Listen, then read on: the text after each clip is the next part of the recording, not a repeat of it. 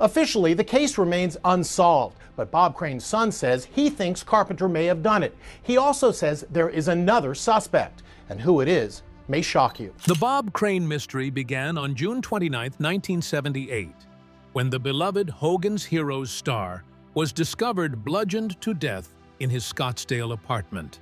This is a site, now condominiums, where Bob Crane was murdered at roughly 3 o'clock that morning.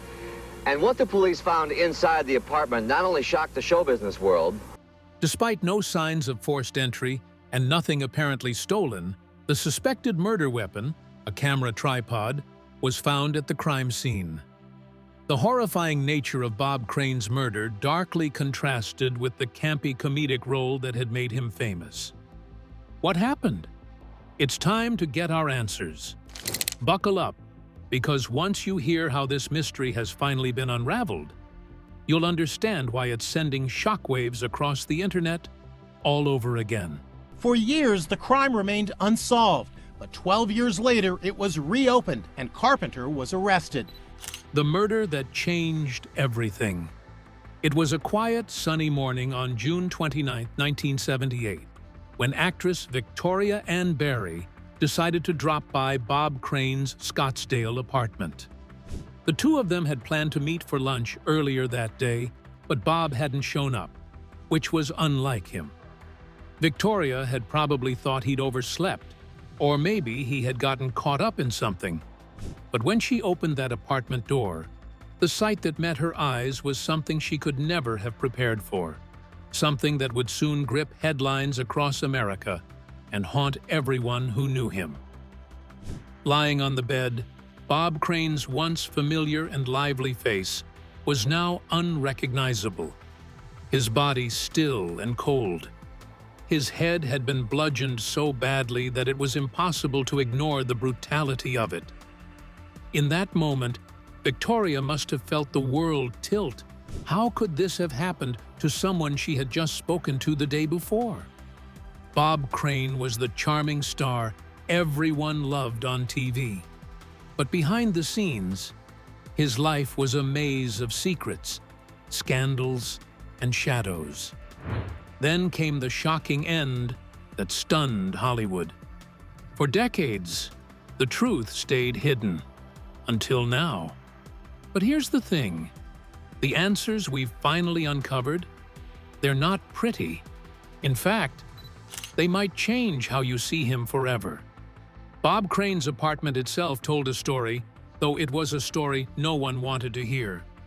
Blood was everywhere, splattered on the walls, smeared on the ceiling, soaking into the pillow where Bob had last laid his head. Whoever had done this hadn't just killed him. They had done it in a way that spoke of rage, maybe even something personal. Investigators later noted 2 large gashes above his left ear, deep enough to shatter bone. As if that weren't enough, an electrical cord had been wrapped tightly around his neck, leaving the grim possibility that he might have still been alive after the first blows and that the cord had been used to finish the job. And yet, there was something puzzling. There were no signs of forced entry. No broken locks, no damaged windows. That could only mean one thing. Bob Crane had likely known his killer, maybe even welcomed them in. But who could it have been? And more importantly, why? The investigation didn't take long to focus on one man, John Carpenter. Not a stranger to Bob, Carpenter was a friend, though some would later question just how friendly their relationship really was. The evidence that pointed toward him was chilling.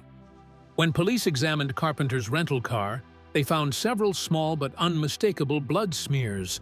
This wasn't just any blood, it was type B, a rare blood type that happened to match Bob Crane's. That alone raised eyebrows, but the case seemed to have one more eerie twist in store. In 1990, more than a decade later, Detective Jim Raines uncovered a piece of evidence that had been overlooked for years. A crime scene photo showing what appeared to be brain tissue in Carpenter's car. The detail was so shocking that it reignited interest in the case and prompted authorities to reopen it. Could it really be that the answer to the murder had been sitting in plain sight all along? But as anyone familiar with criminal cases knows, evidence alone doesn't always lead to justice, especially when mistakes are made early on. And mistakes, unfortunately, were everywhere in this case. Back in 1978, Scottsdale didn't even have a dedicated homicide division. The officers on the scene were simply unprepared for such a brutal and high-profile killing. The apartment was not properly secured, which in any murder investigation is a critical first step. Instead, important people no less, were allowed to wander through the scene. Bob's own son, Robert, along with his attorney and business manager, walked through the apartment, touching things, picking up items, moving them around. In doing so, they unknowingly contaminated what could have been crucial evidence. Can you imagine how much those early mistakes might have cost the investigation? And then there was the medical examiner, Dr. K, whose actions baffled many. Instead of conducting his work in the controlled environment of the morgue, he took the unusual step of shaving Bob Crane's head right there at the crime scene. While the exact reasoning behind it remains unclear, this decision further compromised the state of the evidence. In a case like this, every detail matters, and every step needs to be done by the book. But here, it seemed, the book wasn't being followed at all. Adding to the frustration was the fact that in 1978, DNA testing was still years away from becoming a tool for investigators. Without the ability to scientifically match the blood found in Carpenter's car to Bob Crane, beyond a reasonable doubt, the prosecution's hands were tied. Suspicion might have been there, and even motive, but suspicion isn't enough to win a conviction in court. Without airtight forensic evidence, the case against Carpenter stalled before it could even begin. So, what happens when a case like this runs cold? Time moves on. People grow older. Memories fade. Witnesses pass away. And somewhere, perhaps, the person responsible walks free. That's exactly what happened here. For years, Bob Crane's murder remained a mystery, hanging like a dark cloud over Hollywood gossip columns and true crime enthusiasts alike. Some believed Carpenter was guilty beyond doubt. Others insisted there just wasn't enough proof. And in between those two camps were those who wondered if maybe, just maybe, someone entirely different had committed the crime. Still, the 1990 revelation about the crime scene photo gave hope to many that justice could finally be served.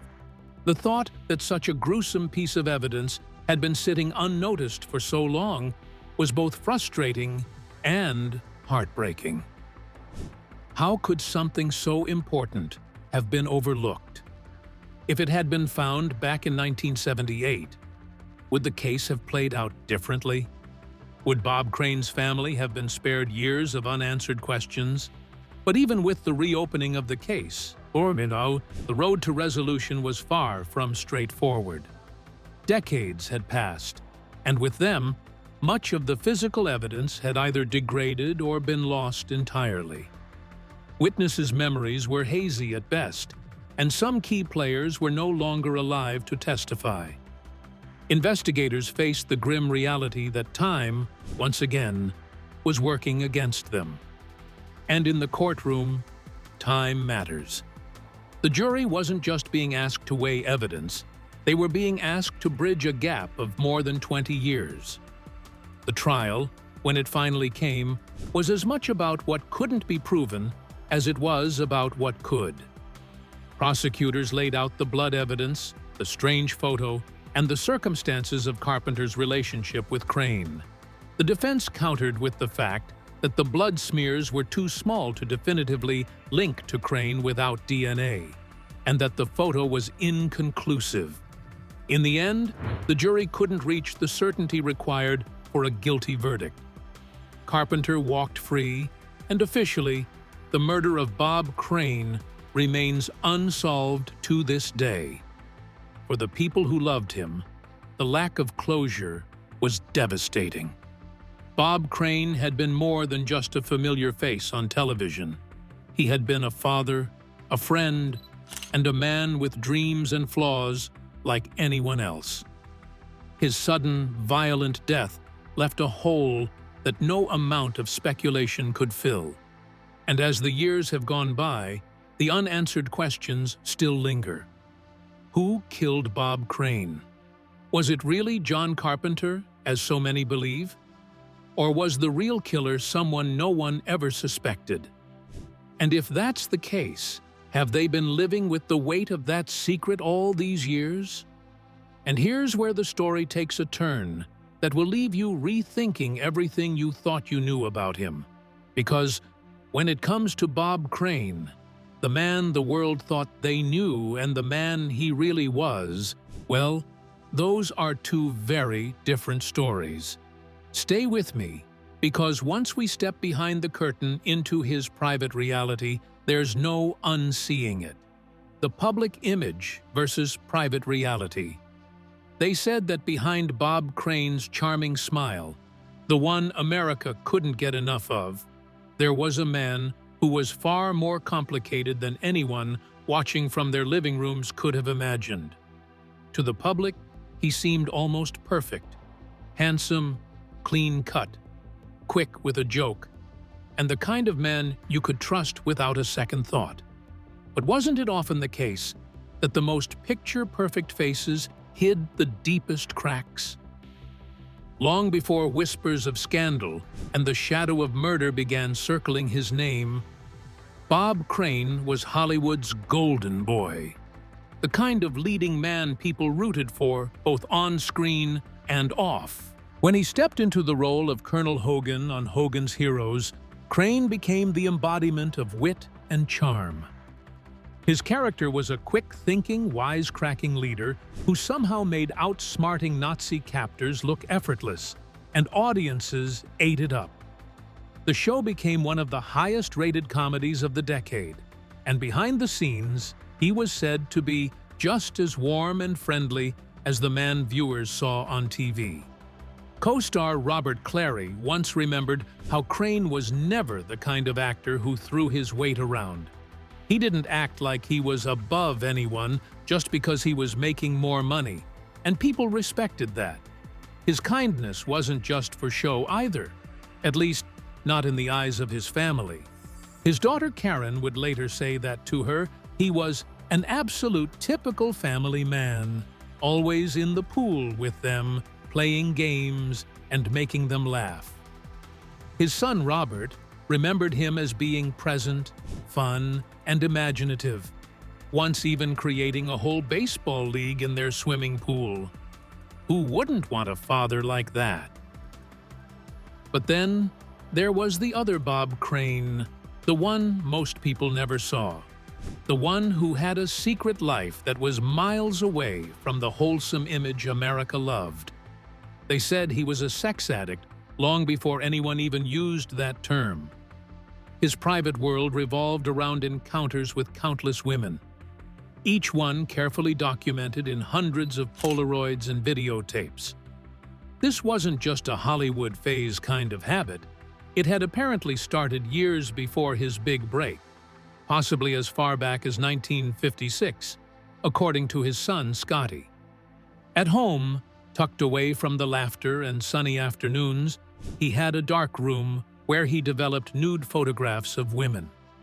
One of his sons, Robert, stumbled upon those images when he was just 9 years old, but embarrassment kept him silent. Imagine carrying that kind of secret as a child. It wasn't only his own family who got glimpses into this hidden side. Mark Dawson, the teenage son of Crane's co-star Richard Dawson, recalled how one day Crane casually invited him to check out a couple of videotapes and a Polaroid album, explicit material that no 17-year-old should have been shown. "Come on in. You want to take a look at this stuff?" he had asked, as if it were nothing out of the ordinary.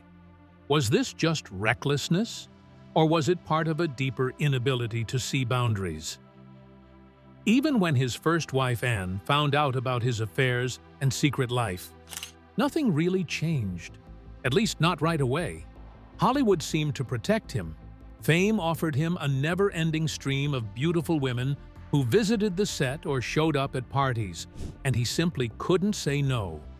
In a way, the industry seemed to feed the very thing that was destroying him. His son Robert would later explain that Crane wasn't the confrontational type. Women seemed to genuinely like him, and not one of them, as far as Robert could tell, spoke about him with anger or hatred. But how long could a double life like that go on before it started crumbling? For years, his charm acted as a shield, keeping the darker truth from staining his public image. Yet the reality of his choices was always there, lurking just out of sight. And in the end, that split between the man everyone thought they knew and the man he really was would become impossible to ignore, casting a long, dark shadow over his legacy and perhaps paving the road toward the tragic end that would shock everyone who thought they knew him. And no one could fully see at the time. That shadow was already leading him down the path to a tragic end that would leave friends, family, and millions of fans in stunned disbelief. Which is why, if we're going to talk about Bob Crane at all, we can't just talk about the charm, the laughter, or the smile. We have to dig deeper. We have to go where the story gets uncomfortable. And that's exactly where the search for truth begins. So stay with me till the very last moment, because what you're about to hear will change how you see him forever. The search for truth.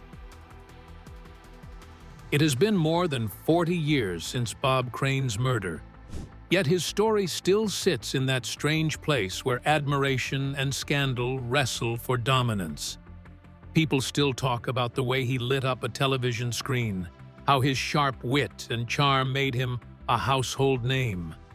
But right alongside that, they whisper about the other side of his life, the one that came spilling out after his death, staining what was once a spotless public image. His legacy, if you can call it that, is a tug-of-war between the entertainer the world adored and the man whose private choices shocked many who thought they knew him. And isn't it strange how, in the end, it's often the secrets that outlive the applause? In 2015, his oldest son, Robert, decided to peel back the curtain with his memoir, Crane: Sex, Celebrity, and My Father's Unsolved Murder. He didn't write it to tie up the story neatly or to give people the ending they were hoping for. In fact, he admitted that he hated the very word closure. There's no such thing, he said. Death doesn't close a chapter. It stays with you, a shadow you simply learn to live with. Robert didn't deny his father's sexual escapades, but he insisted they were consensual and not as sinister as they were painted to be. Still, he acknowledged with a kind of reluctant honesty that his father probably shouldn't have been married at all. That mix of love, frustration, and truth-telling gave the memoir a weight that few celebrity tell-alls ever have. But no matter how much Robert tried to humanize his father, the scandal had already wrapped itself tightly around Bob Crane's name. His career, once defined by groundbreaking radio work and his iconic role in Hogan's Heroes, was now being eclipsed by salacious headlines.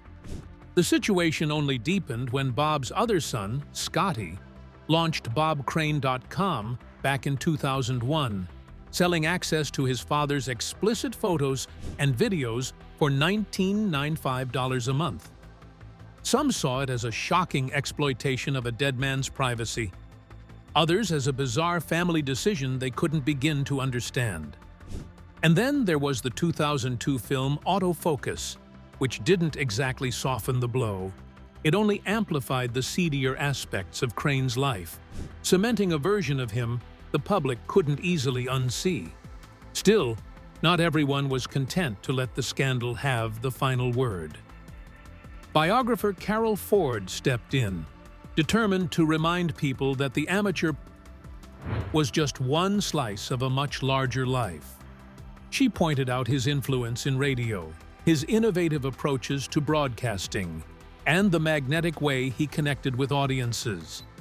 Others echoed her sentiment, arguing that his contributions to television deserved more space in the conversation than they were getting. After all, can a person's life really be summed up by their worst decisions? Yet, for all the efforts to restore his reputation, the shadow of his murder never truly lifted.